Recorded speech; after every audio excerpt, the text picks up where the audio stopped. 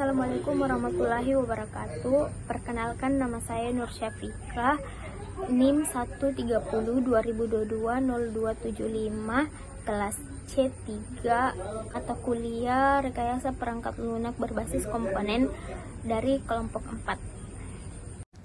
Perkenalkan, saya atas nama Nurul Fitriani dengan NIM 130 2022 0230 dari kelas C3 kelompok 4 Rekayasa Perangkat Lunak Komponen.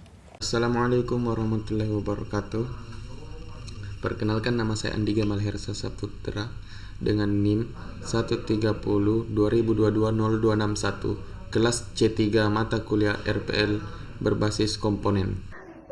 Assalamualaikum warahmatullahi wabarakatuh. Perkenalkan, nama saya Kiki, NIM 130 2022 0216, kelas C3 matkul RPLO komponen kelompok 4. Di sini saya akan menjelaskan materi tentang net component based in product line arsitektur beserta penjelasannya. Assalamualaikum warahmatullahi wabarakatuh. Perkenalkan, nama saya Ade Handayani dengan NIM 130 2022 0282, kelas C3 Rekayasa. Pada topik 1 saya akan membacakan kontraks dan komponen model CMS. Baiklah, di sini saya akan menjelaskan bagian materi komponen. Net Framework memiliki dua komponen utama yang bekerja sama untuk menyediakan platform yang kuat untuk mengembangkan perangkat lunak, seperti satu, Common Language Runtime atau disebut CLR. CLR adalah jantung dari arsitektur net yang berfungsi sebagai mesin yang menjalankan aplikasi. Kedua, ada Net Framework Class Library atau Base Class Library. VCL atau BCL adalah kumpulan kelas, interface, dan tipe nilai yang dapat digunakan kembali yang dapat dimanfaatkan pengembang untuk melakukan tugas pemrograman umum. Yang ketiga adalah Common Language Specification atau CLS. CLS mendefinisikan seperangkat aturan atau pedoman yang harus diikuti bahasa pemrograman agar kompatibel dalam lingkungan.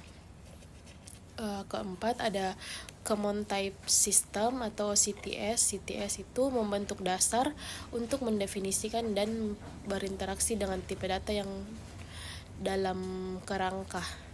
Yang kelima, ada Common Language Infrastructure. CLI itu adalah menstandarisasi proses eksekusi dan pengembangan aplikasi.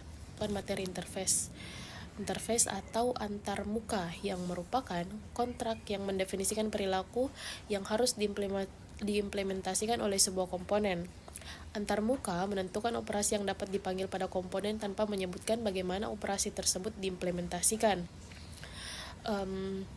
Dalam ekosistem net, antarmuka didefinisikan menggunakan kata kunci interface dan merupakan kumpulan anggota abstrak, misalnya metode, property, event, dan indexer yang menentukan kontrak yang harus diimplementasikan oleh kelas-kelas yang menggunakannya. Sebagai contoh, public interface, void, bool, get, dan lain-lainnya. Net juga mendukung konsep multiple interface inheritance, di mana sebuah kelas dapat mengimplementasikan beberapa antarmuka sekaligus. Salah satu keuntungan utama dari penggunaan antarmuka adalah loose coupling, di mana komponen dapat berinteraksi tanpa bergantung pada implementasi spesifik satu sama lain. Hal ini meningkatkan maintainability dan testability dari kode karena memungkinkan substitusi implementasi tanpa mengubah kode yang bergantung pada antarmuka tersebut.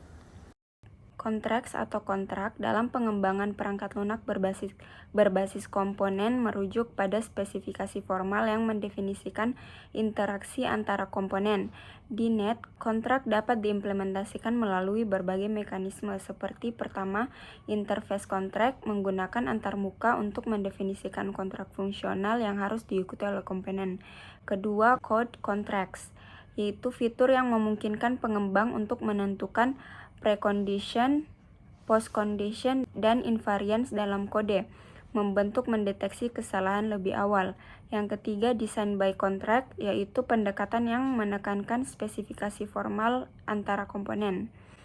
Komponen model di net adalah kerangka kerja dan spesifikasi yang mengatur cara komponen perangkat lunak dikembangkan, diatur, dan saling berinteraksi.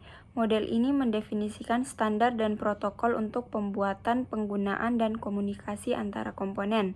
Beberapa model komponen utama di net meliputi: pertama ada Windows Form Control, yaitu untuk aplikasi desktop Windows. Kedua, WPF User Control untuk antarmuka pengguna yang kaya. Dan ketiga, ASP.NET Web Controls untuk aplikasi web yang berbasis server. Dan yang keempat ada Universal Windows Platform atau WP Components untuk aplikasi modern di berbagai perangkat Windows. Baiklah, saya akan menjelaskan mengenai framework, composition, dan juga komponen CMS. Yang pertama, framework. Framework adalah kerangka kerja pengembangan perangkat lunak yang dikembangkan di Microsoft. Kini ia menyediakan lingkungan eksekusi yang disebut Common Language Runtime atau CLR dan Framework Class Library atau FCL. Framework ini memungkinkan pengembangan untuk membangun berbagai jenis aplikasi, termasuk aplikasi desktop, web, dan juga layanan. Fitur utama framework yang pertama adalah interoperabilitas, yaitu memungkinkan pengguna kode dari berbagai bahasa pemrograman. Yang kedua, manajemen memori, yaitu otomatisasi pengolahan memori dan pengumpulan sampah atau garbage collection. Ketiga, keamanan, yaitu menjamin keamanan tipe data dan penanganan pengecualian. Selanjutnya adalah composition. Komposisi adalah proses menggabungkan berbagai komponen perangkat lunak menjadi sistem yang lebih besar dan kompleks. Dalam konteks net, komposisi memungkinkan pengembangan untuk membangun aplikasi yang mengintegrasikan komponen yang ada, alih-alih membuatnya dari nol. Mekanisme komposisi yang pertama adalah object composition, yaitu menggunakan relasi seperti has-a, di mana satu objek mengandung objek lain. Kedua, dependency injection, yaitu menyuntikkan dependensi ke dalam komponen saat runtime untuk meningkatkan fleksibilitas. Ketiga, manage extensibility framework, yaitu memungkinkan pengembangan dan ekstensi aplikasi secara dinamis. Dan dapat dikonfigurasi ulang dan diintegrasikan ke dalam arsitektur inti produk. Pendekatan ini memungkinkan pembuatan varian produk dengan menggabungkan komponen yang telah divalidasi, mengurangi waktu pengembangan dan biaya. Misalnya dalam sistem manajemen alur kerja, arsitektur ini memungkinkan fleksibilitas untuk mengganti antarmuka pengguna atau algoritma penjadwalan tanpa mengubah inti sistem. Proses perancangan yaitu ada analisis domain, spesifikasi fitur, desain arsitektur, manajemen variabilitas. Di penerapan software komponen teknologi ini, saya mendapatkan ada 4 poin. Yang pertama itu pengembangan web, memanfaatkan komponen untuk membangun aplikasi web yang dinamis dan responsif. Nah, yang keduanya itu manajemen konten. Sistem manajemen konten atau CMS seperti Amethyst memungkinkan pengguna untuk mengelola konten dengan mudah menggunakan komponen modular. Nah, yang ketiga integrasi sistem. Komponen dapat diintegrasikan dengan sistem lain seperti database atau layanan cloud untuk meningkatkan fungsionalitas. Ya, yang keempat, pengembangan aplikasi modular. Pengguna komponen memfasilitasi pengembangan aplikasi secara modular sehingga memudahkan pemeliharaan dan pengembangan berkelanjutan. Definisi dan sejarah Content Management System (AMET) atau CMS.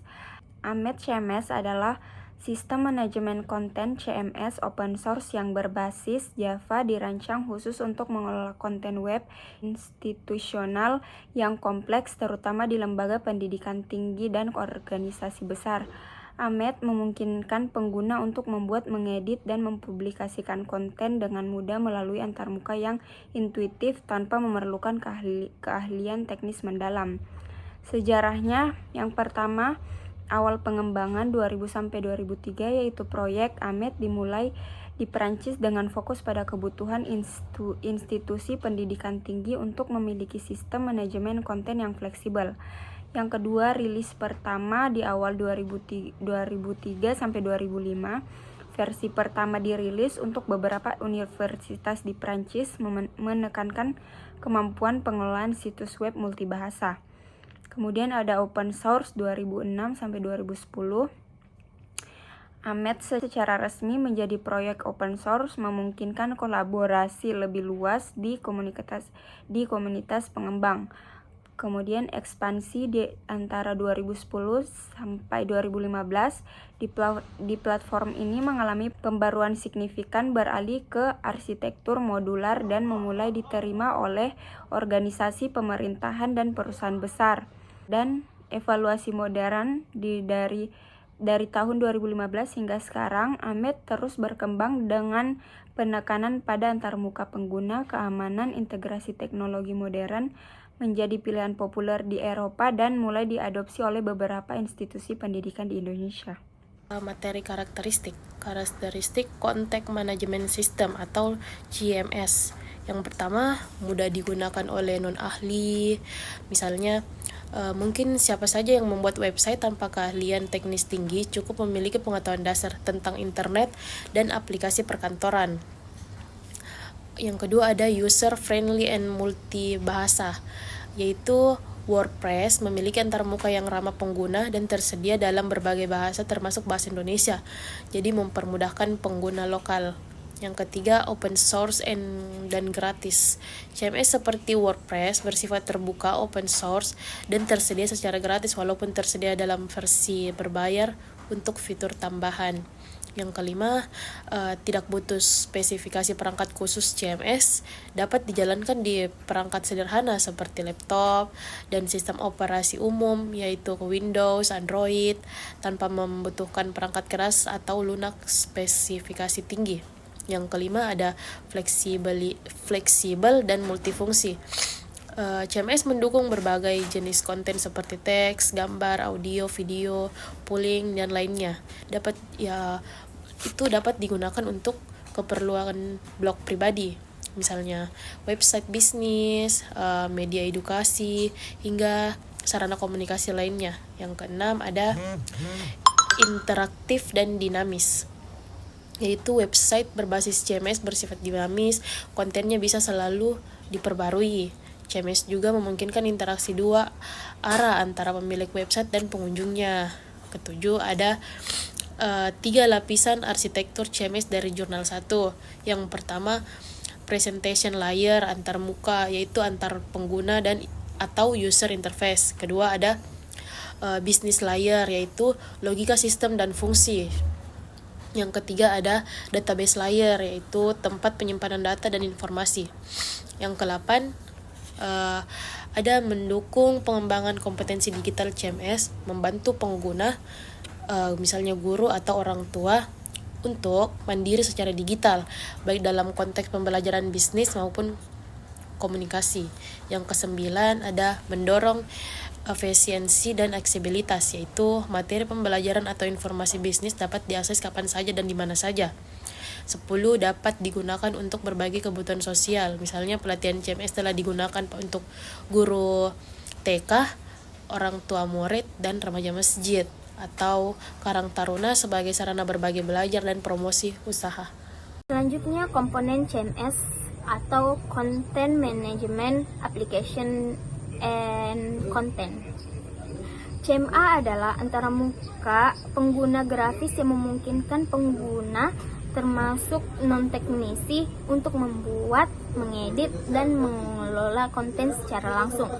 Fitur utama CMA meliputi yang pertama, editor WYSI WYG yang memudahkan pengguna dalam menambahkan artikel, halaman, gambar, dan media tanpa perlu menulis kode. Kedua, pengolahan struktur situs, yaitu memungkinkan pengguna untuk mengatur menu dan template desain dengan mudah. Ikut pembahasan tentang manfaat analitik CSM, yaitu manfaatnya ada open source dan berbasis Java, yaitu sistem manajemen konten open source yang berbasis Java sehingga dapat berjalan di berbagai platform yang mendukung Java runtime. Ini memberikan fleksibilitas tinggi dalam hal deployment. Kedua, multi-site dan multibahasa. Pengolahan banyak situs sekaligus dalam satu platform yang sama serta mendukung fitur multibahasa. Yang ketiga, antarmuka pengguna yang intuitif. Dirancang dengan antarmuka yang mirip Microsoft Office sehingga mempermudah pengguna non-teknis dan mengelola konten secara langsung. Yang keempat, fitur lengkap dan konten kolaborasi. Analitik menyediakan berbagai fitur seperti manajemen blog, wiki, newsletter, survei online, integrasi media sosial. Yang kelima, skalabilitas dan keandalan karena berbasis Java dan menggunakan standar JSR 170 untuk menyimpan konten. Analitik CSM dapat diandalkan untuk situs berskala menengah hingga besar. Yang keenam, dukungan komunitas dan pengembangan terbuka. Sebagai sistem open source yang telah berkembang sejak 2003, Analitik terus diperbarui melalui kolaborasi komunitas, pengembangan, dan pengguna sehingga fitur keamanan CSM ini terus meningkat. Nah, di kelebihan yang pertama itu yaitu hemat biaya. Hosting di komputer pribadi bisa mengurangi biaya, terutama untuk proyek kecil. Nah, yang kedua, kontrol penuh. Pengguna memiliki kontrol penuh atas konfigurasi server dan perangkat lunak. Nah, yang ketiga, pengalaman belajar. Mengelola server sendiri memberikan pengalaman belajar yang berharga. Nah, di balik kelebihan pasti ada kekurangan. Nah, kekurangan yang pertama yaitu kompleksitas teknis. Memerlukan pemahaman konfigurasi server yang baik, yang bisa menjadi tantangan bagi pengguna non-teknis. Yang kedua, risiko keamanan server. Risiko keamanan server pribadi dapat rentan jika tidak dikonfigurasi dengan benar, meningkatkan risiko serangan. Nah, yang ketiga, ketergantungan koneksi internet. Kinerja situs tergantung pada kestabilan koneksi internet yang dapat mempengaruhi pengalaman pengguna. Sumber daya terbatas. Komputer pribadi mungkin memiliki sumber daya yang tidak mencukupi untuk menangani lalu lintas tinggi. 5. Tanggung jawab pemeliharaan. Semua tugas pemeliharaan termasuk pembaruan dan pencadangan menjadi tanggung jawab pengguna. Nah, selain kelebihan dan kekurangan, saya juga mendapatkan bagian di penerapan di topik 2. Nah, di penerapan topik 2 itu Amethyst CMS berfokus pada berbagai aspek pengelolaan konten digital yang efektif dan efisien, terutama dalam konteks institusi pendidikan dan organisasi besar. Berikut adalah beberapa area penerapan utama. Yang pertama, pengembangan web. Amethyst menyederhanakan proses pengembangan situs web, memungkinkan individu dengan pengetahuan teknis minimal untuk membuat dan mengelola situs secara efektif. 2. Manajemen konten. Amethyst memungkinkan pengelolaan berbagai jenis konten termasuk teks, gambar, video, dan audio. Fitur ini penting untuk menjaga situs tetap dinamis dan menarik. 3. Fleksibilitas dan kostumisasi. Nah, pengguna dapat menyesuaikan tema dan fitur sesuai kebutuhan spesifik, memberikan pengalaman yang lebih personal dan relevan untuk pengunjung. Nah, keempat, tantangan dan solusi. Penerapan Amethyst juga mencakup identifikasi dan solusi atas tantangan yang mungkin dihadapi, memberikan wawasan berharga bagi pengguna dalam mengoptimalkan sistem. Nah, yang kelima, menyederhanakan pemeliharaan CMS. Amethyst memberikan pedoman bagi pengguna untuk memilih CMS yang tepat berdasarkan kebutuhan spesifik mereka. membantu mereka dalam memahami fitur yang harus dicari. Nah, itu saja bagian-bagian yang saya kerjakan dari tugas 2 ini. Lebih dan kurangnya mohon maafkan. Terima kasih.